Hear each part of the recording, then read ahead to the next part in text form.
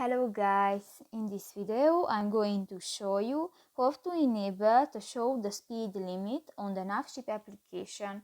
But first of all, I just want to mention, please don't forget to subscribe to our channel, because at 100,000 subscribers we are going to show you our YouTube revenue statistics and growth strategy, how to make money online. So let's jump into it. First of all, open the application on your device.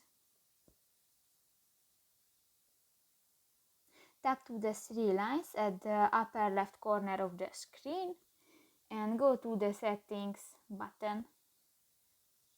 Scroll down and in the layer section you can find the second option, the show speed limit, show local limitations or navigation screen.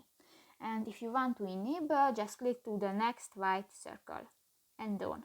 So that's pretty much it for this video, guys. See you in the next one. Bye bye.